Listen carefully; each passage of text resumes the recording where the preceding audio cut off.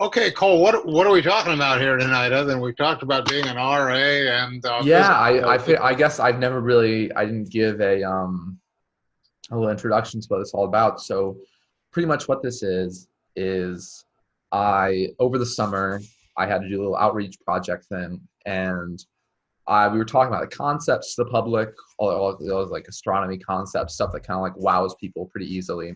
Yeah. But I felt like there was kind of this niche that hadn't really been scratched yet, and it's that no one really knows, kind of like what the professor is all about, like the lives of the professors and stuff like that. Uh-huh. And I think that you guys have been in the fields for so long that I imagine there has to be there is a lot of interesting stuff that goes on behind the scenes that not many people kind of think about, and you guys have your own complex Mhm. lives outside and integrated with physics. And so really Yeah. some of my questions here are kind of more I guess just kind of like I guess like the first question is like what got you started on the track of physics, Sure.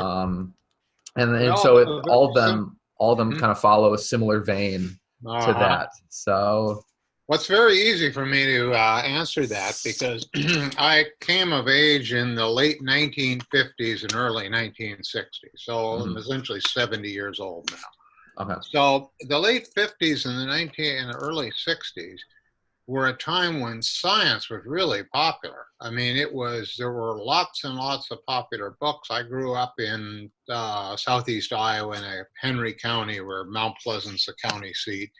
And they had a bookstore there where you could go and buy popular paperback books on things like the meaning of relativity and things like that. But people were really excited about it. And I think it was a lot of the tech, essentially what was happening, I think, I'm not a historian of these, but essentially a lot of the technologies that developed in World War II Hmm. then led to increases. Number one is the technologies themselves involved a lot of physics and science and engineering.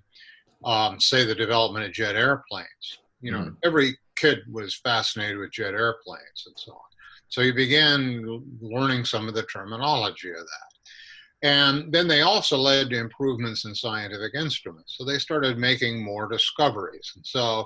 And then, of course, what happened is one of the outgrowths of World War II was you started developing these rockets that could go up essentially out of the atmosphere and into space. Hmm. And so these dreams that people have had for a long time, for centuries since they first started getting an idea what the celestial objects really were, the idea that you could send people there really suddenly was no longer some wild dream, but something that Hmm. might be plausible.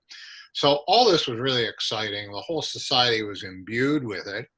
And so it was really easy for a kid to get interested in that. And it was on the TV. It was very easy for me on the farm to get materials about the space program, for instance, or things about science and physics and things like that.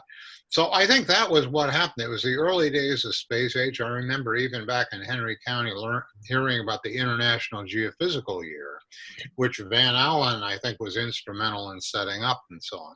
So it was actually the sort of the spirit of the times in a lot of Were ways. a lot of your friends like interested in physics and stuff too, or Well, I think one of them certainly was. My best okay? friend still is my best friend, and we talk about these things, and we kind of get interested in feeding off of each other. Hmm. Uh, Other than that, I think the guys I played baseball and football with, I guess, weren't as jazzed about it as I was. But the nuns at the school I went to would encourage this too. So Hmm. I thought it was a supportive environment. So would you say just kind of the effects of World War II kind of started the science boom of your generation, at least? I think so. I mean, again, I'm not a historian of science, but you look Yeah. at things like there were certainly huge numbers of technological developments, and the two that I can think of that was certainly the case of is the exploration of space wouldn't have been possible without the rockets the Germans developed in World War II. And I mean, Hmm. Van Allen used V2s that they captured at the end of World War II to launch these rockets up to start these cosmic ray measurements. Okay, so Hmm. that was one of the things. It was the development of rockets. The other thing was the development of radar was a big thing, a huge thing in World War II. And that ushered in the technological developments that that led to radio astronomy, which has been my field. In fact, Hmm. the basic design of a radio receiver that's used to this day in radio telescopes is called a super heterodyne receiver, and that was built for submarine detection radar in World War II. So there's a definite link there. And I heard once there were two countries that were real leaders in radio astronomy right after World War II. One was the Netherlands, the other was Australia. Hmm. And in the Netherlands, it got started because at the end of World War II, the Germans had brought in these parabolic dishes, radar ones, and when they left, they were left there. And so there were Dutch astronomers said, why don't we use these to begin these radio astronomical measurements?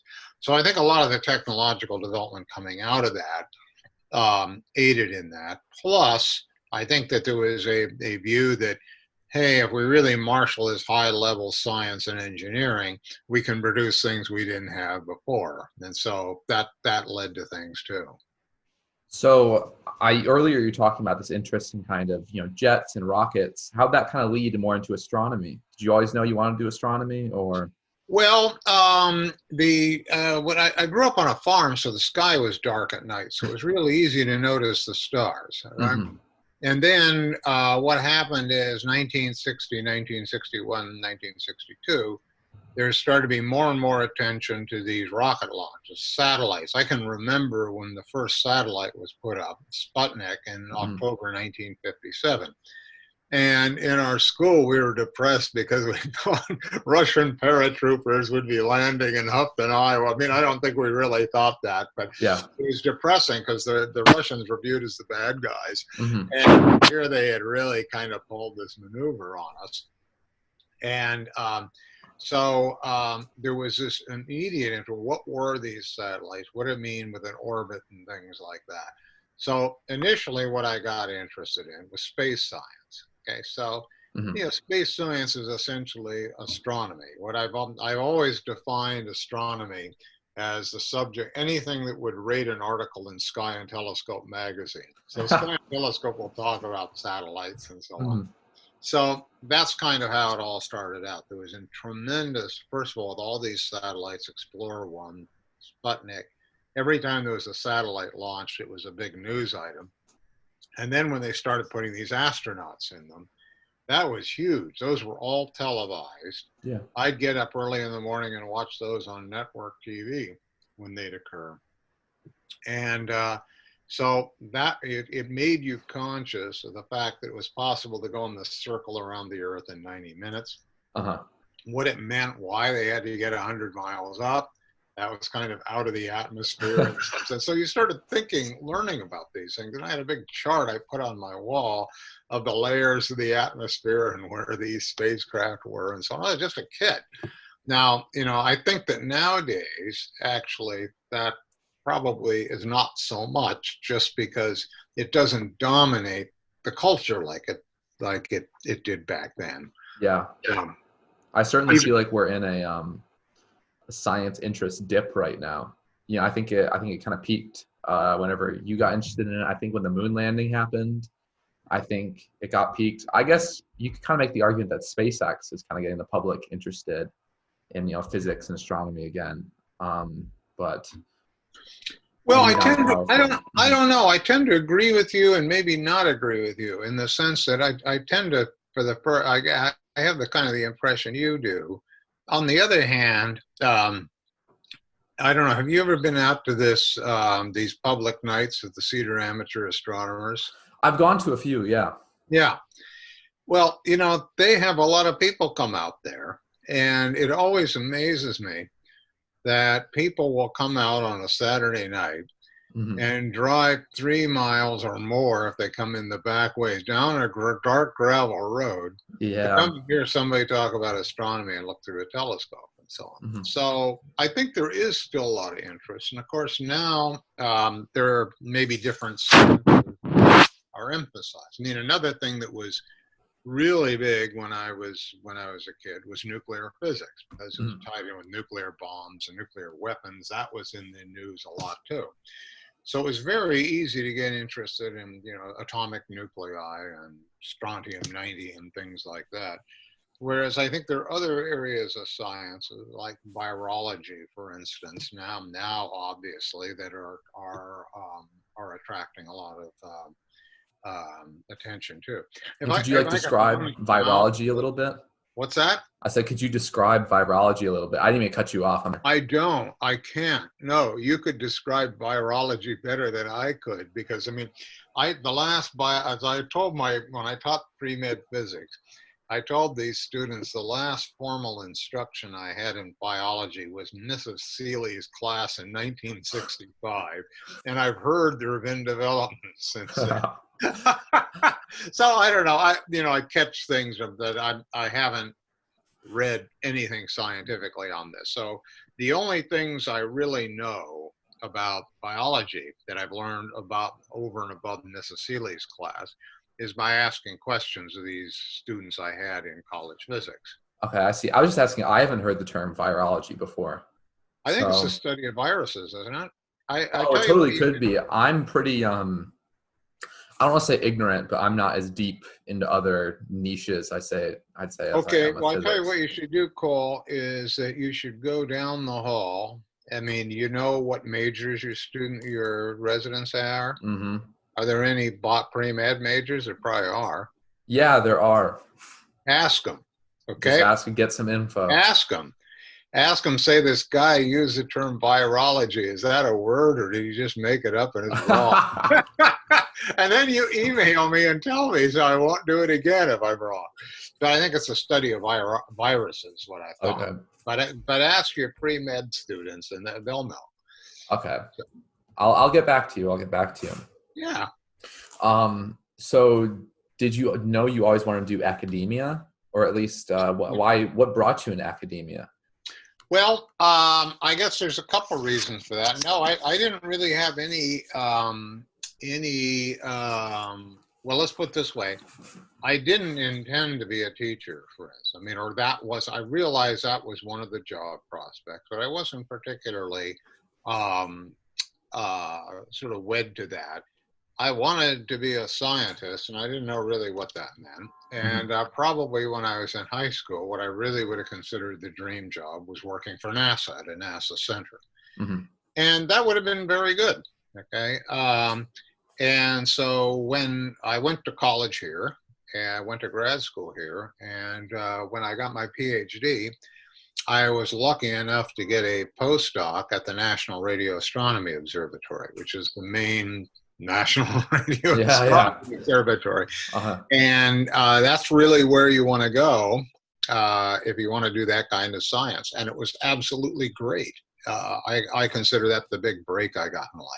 Mm-hmm. So I was in to work for them about 6 years, and I wanted to come back to Iowa. And so then this job came up in 1982, and I applied for it, and to my amazement, I got it. And so I thought, well, it'd be kind of fun to teach, and it Yeah. had fun teaching. So that's how I ended up in it. But I would have been equally happy continuing to work for NRAO, for instance. And I've had PhD students of mine who do work for NRAO. So would you say the hiring process a lot more lax whenever you got hired, or Yeah, you seem pretty casual about getting yeah. hired? Well, I think that it was.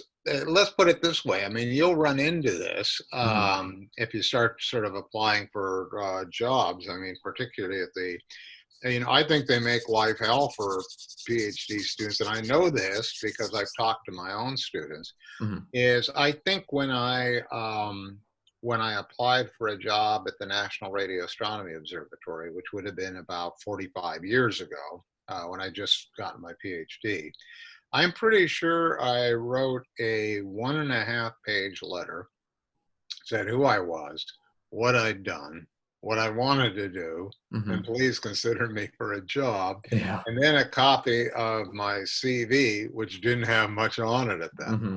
So nowadays you got to do this whole thing, statement of purpose. You know, what is that supposed to mean?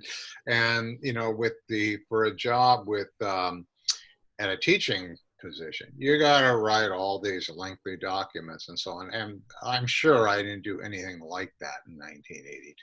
Yeah. So I think the bureaucracy has, you know, sort of expanded through the years.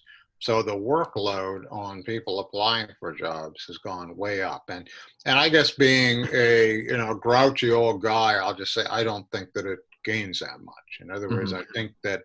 I think you can say it much more succinctly. What you've done, what you want to do, what turns you on in a two-page letter. Yeah, That's absolutely. things. Yeah. Do you have any advice, I guess, now for people who are coming in from a newer position? So at what level? So in other words, you mean somebody who's starting college and wants to major in physics, or you mean a incoming graduate student, or do you mean somebody who's finishing up as a graduate student? I guess that's a fair question to ask me back. I don't know. I didn't really have, I guess I kind of purposely kept it general, Okay. so that you could bring it in the direction that you wanted to talk about. Well, the answer is very different depending on what group we're talking about. Okay. Okay. So let me just give you I think is if you're coming in, let's say if would be a senior in high school right now, Hmm. thinking about going to the University of Iowa and majoring in physics or astronomy or both, I'd say go for it. All right. Yeah, it's a great thing to do. Get excited about the science. Make sure you sort of learn your mathematics and science. Get physical exercise because there's the old Roman motto about a sound mind and a sound body and things like that, and just enjoy it. Maybe read some of these you know, popular books on science that are out. I don't know what they are because I haven't read any of them. I know what the ones were in the 1960s. Yeah. But so, and don't worry about these other things. In fact, a number of years ago when I was reviewing scholarship applications, it was somebody said, well, I've already worked as some high school student and I know about the grant application process and so on. And I was thinking, you poor thing, you shouldn't have to deal with that because I mean, that's not what turns you on about science. Yeah. What you should do is just get turned on about the excitement of what's out there or how small atoms are, or the fact that this algebra that we're learning with the quadratic equation has something to do with describing nature. Though that's what you should get excited about.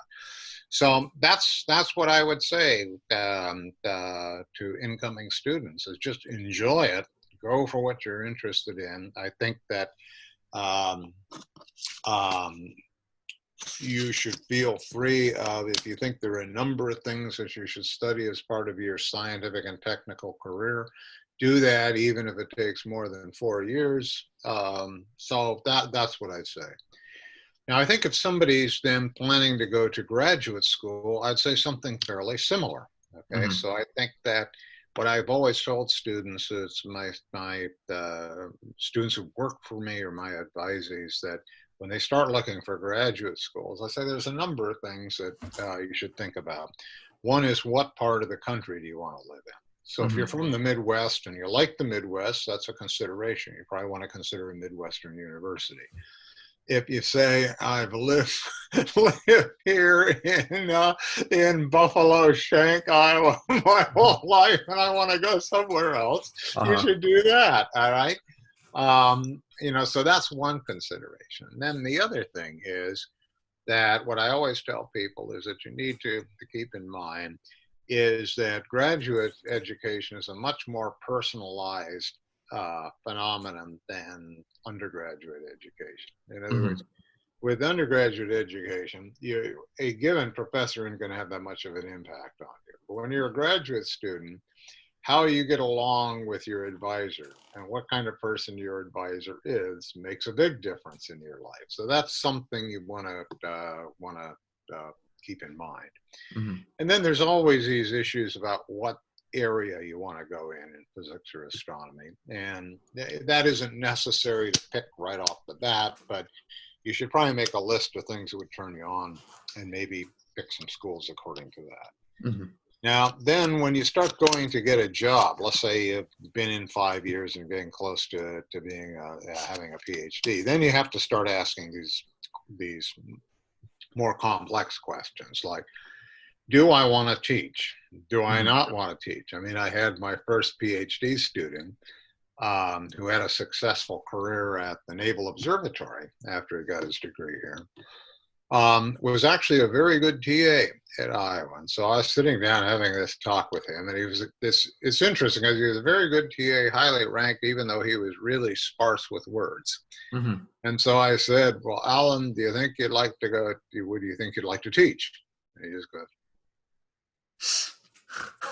no words. He just shook his head, and he never did. All right. So that's one of the things. If you think you get turned on by teaching, you should think about that.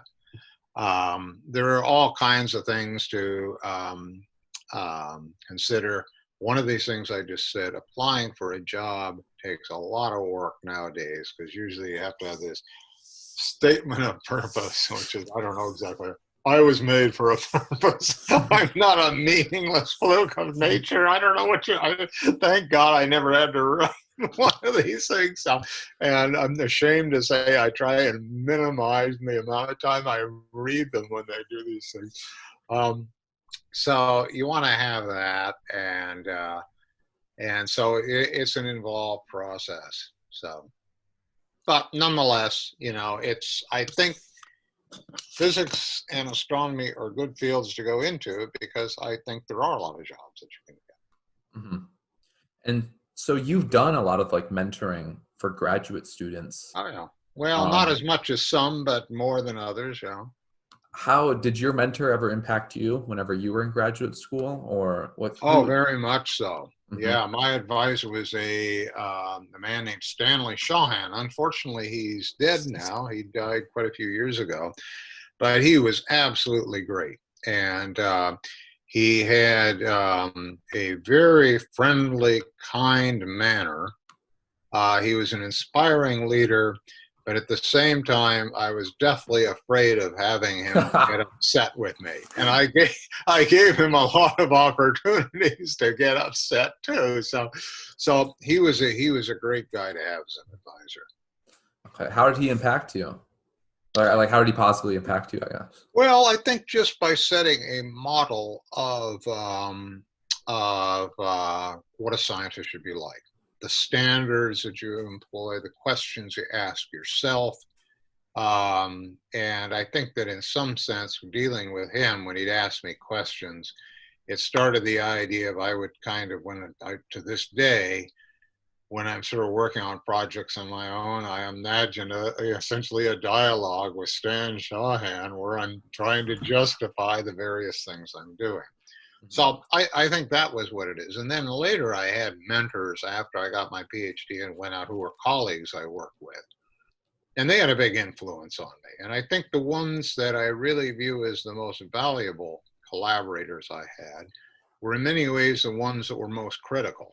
Mm-hmm. And it wasn't in the sense of saying, Spangler, you're a complete idiot, but they were skeptical. They'd tell you they thought you were full of baloney if they were, and sometimes they were sarcastic about it. Mm-hmm. But in other words, it helps to have this input, this constructive criticism. Like, that doesn't look right. What's going on here? Mm-hmm. So there were a number of those I had early in my career who particularly, one or more than one, who really did help me, I think, improve the quality of science I did when I was at NRAO. But again, they were critical when they thought there was something to criticize. Absolutely. And so you've gone through this whole process and you've helped people through these whole processes. Do you think it's worth it to get a physics PhD? I think in today's frame and in the frame of whenever you got it. Yes, very definitely. I think that there's a number of reasons for it. I've always said, I think that I'm a big fan for physics education at any level. For my college physics students, I think, at the end of taking a year of that, they learn something which I think If they understood what we talked about, that will illuminate how they understand the world. So at that level, I think a bachelor's degree in physics is great. It introduces you to this subject. It offers a number of options one can do with that. Or just having gone through that and having an idea what quantum mechanics is talking about. Okay, Mm-hmm. so if you sort of finished your degree and did no more than that, 10 years from now, you're not going to be able to do any of these problems in the back of Griffith, even if you did have the solution manual. But at least you would remember what the basic thing of what we were trying to do was. And you'll remember how some of these things were very odd. And then, the final thing is, one of the things I've said to prospective graduate students about graduate education in physics is that the advantages of it is, number one, is if you really want to do it, you need to develop the toolkit, the ability, and that will allow you to do it. And so part of graduate education in physics or astronomy is actually to carry out your own scientific projects. So that's exciting. The other thing is you get these higher level courses, and I've often said there have been areas of physics and astronomy that I've taught myself throughout my career that I never studied when I was in either college or graduate school. And I think often a lot of those I don't think I could have taught myself if I hadn't had the training in graduate school. So even say a course in graduate quantum mechanics, even though it's not directly that material that you use, it's some of the same kind of exercises of the brain that then are applied in a different area and so on. So I think that's the merit. If you think you'd like to continue studying this subject, then this provides a background for doing it. Would you say it's worth it to get your PhD in general? I think so. Mm-hmm. Now, I guess it kinds of, you have to ask yourself. I mean, people have to answer these questions for themselves. And one of the whole things is that for me, I'm always aware of is, when I look at you, I don't know what turns you on about physics. I've just told you what turned me on about physics, but it's not the 1950s anymore. If you want an idea of do you ever heard of Grit television? No, I haven't. It's on, it's one of these cable network channels, and it shows classic Westerns. Uh-huh. And this is what I watched all the time when I was a kid. And you watch this, and it doesn't bear a lot of resemblance to society nowadays. So those were all the TV shows when I was growing up were Westerns, all right? Mm-hmm. And in fact, you would not want to have to deal with incoming freshmen general. I mean, for instance, you as an RA should not watch Westerns, because if you started emulating the heroes in 1957 Westerns and dealing with your residents, you'd be talking to whoever the head resident was pretty quick. So it's hard for me in some ways to answer questions for people nowadays. I mean, there was years ago, when I was working with a student who ended up graduating and getting a PhD from a very illustrious university after the fact. I was working with her. And I got out one of my notebooks from some time before and was reviewing some procedures. And I paused for a second. I said, "Laura, were you even alive on this date?" And she said, "Yeah, I was 6 weeks old." So this is kind of a big gulf and so on. So again, I think you have to answer these questions for yourself. All right. Okay. And so you have to say, does this subject turn me on? Because it does take time to do it, and it takes effort. Mm-hmm. So you have to say, do I want to do this? Do I want the possibility of the careers that are at the end of it? Do I want the pleasure of doing this subject, for its own right? And so only you, not just you, but anyone who's considering this can answer this for themselves. Definitely. So this is kind of a bit off topic from what we were just talking about. But as I was just trying to get a bit more, just a bit more background info on you to kind of personalize the questions a bit more, I found this guy online named Steve Spangler, and he's popular. Steve Spangler's Wacky Science. Yes, and he makes science toys and TV appeappearances. Yeah, Have there already been you have? Okay. Yeah.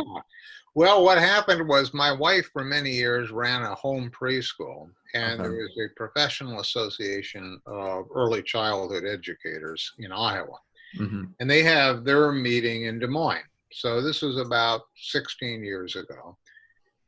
She went to that, and I went over with her. And this Steve Spangler was the main guy who's the Hmm. speaker of that, and he gave a show, which was fantastic. And I met him afterwards. We had our picture taken together. I don't know where the picture was, but yeah, Steve Spangler's Wacky Science. So he's pretty good at it. I was curious, has anyone ever mixed you guys up, just trying to like Yep. contact you and they contact Steve Spangler? Well, I've had questions like, "Do you do children's toys on fluid?" And turns out one thing that does a lot is fluid mechanics, which is a real interest of mine. So Hmm. that's what makes it even stranger in some sense. But so yeah, people ask me, "Are you the same guy?" And I say, "No, that's the Steve Spangler's Wacky Science. He's a great guy, but he has a much slicker website and so on." Yeah. Our and so I guess kind of in the same vein of, misconceptions between you and the other Steve Spangler, what are some misconceptions you've noticed just about the field that you've worked in? You mean on the part of the public? Yeah, yeah. I should have been a bit more clear. Uh, Or maybe even just a kind of a broader take, just misconceptions about physics in general that kind of bother you.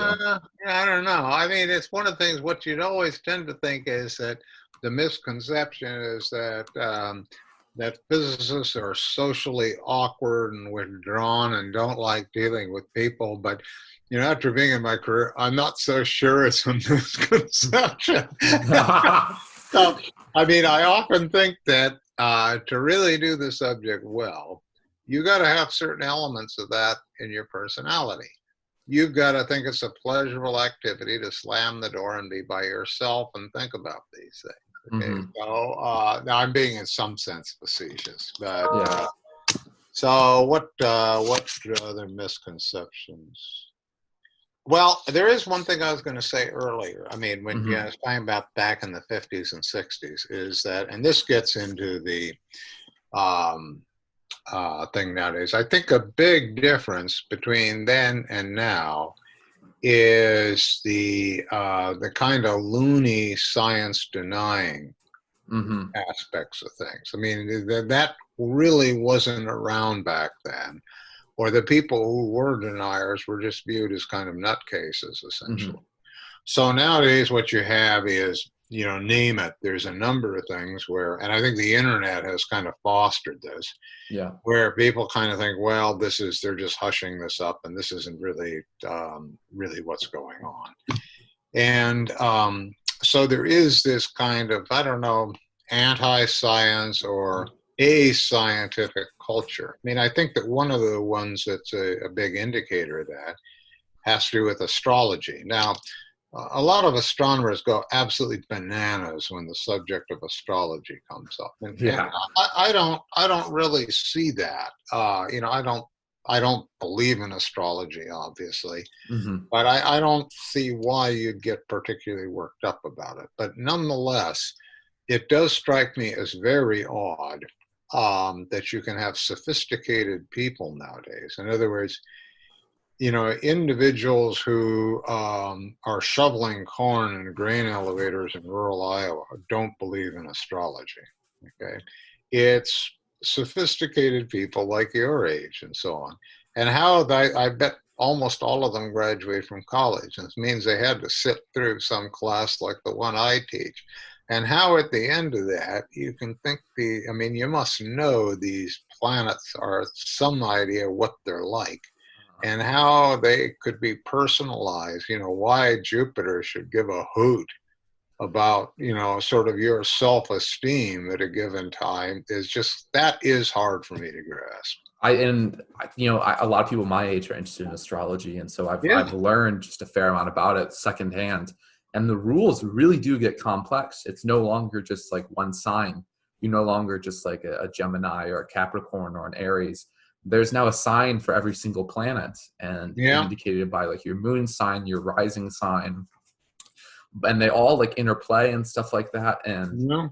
The funniest thing to me is that there's a big rule that gets dictated. If a planet's in retrograde, then Yeah. it's like the opposite of how you normally are in that, like in that particular personality trait.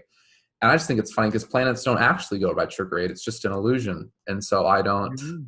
Yeah. it kind of reminds me of, Do you ever tell them that?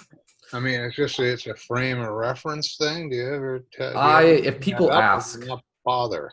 I try not to come across as a know-it-all by like kind Yeah, of jumping in and being like, oh, that's wrong or anything like that. Just because, it's ultimately, it's not doing any harm or anything like that. They're that's having right. fun. They're That's enjoying it. exactly right. That's my view too.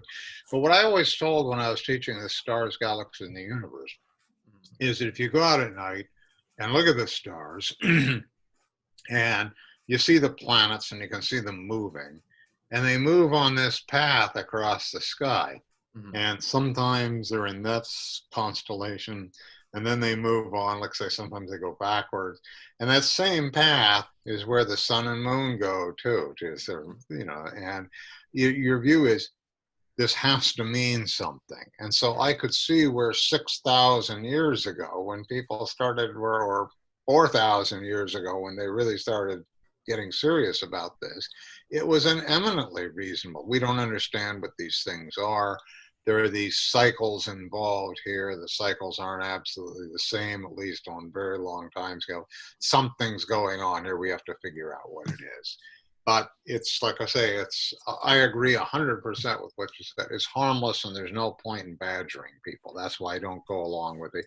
But it's also, it's still sometimes. I read this article about, in a Time or something, about this current really popular astrologer, and I just thought, these are educated people for the most part, Yeah. so they're subscribed. So that, to me, it's telling you something about the whole mentality of society nowadays. And I don't know exactly what it is, but it is telling you something.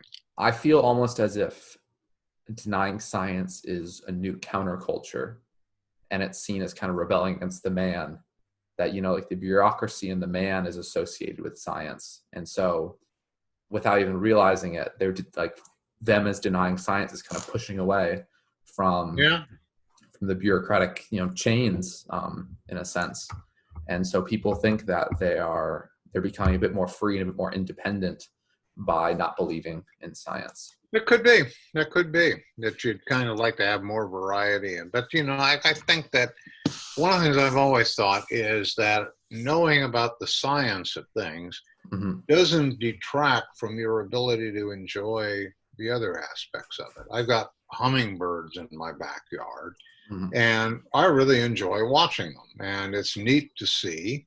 And I enjoy seeing them a lot. And I actually don't know enough about the ornithology of hummingbirds that science interfere with it. But I mean, if I view astronomy, I can still be stupefied by the beauty of a night sky, and am all the time. Mm-hmm. And knowing something about what's going on makes it more enjoyable, not less. And same thing with waves on the ocean. Okay, Mm-hmm. knowing there's a dispersion relationship for these things, and noticing the period and the wavelength and so on, makes it more enjoyable. I can still observe, I can still enjoy seeing this beautiful phenomenon, but then knowing this deeper aspect of it just doesn't detract any, in my opinion.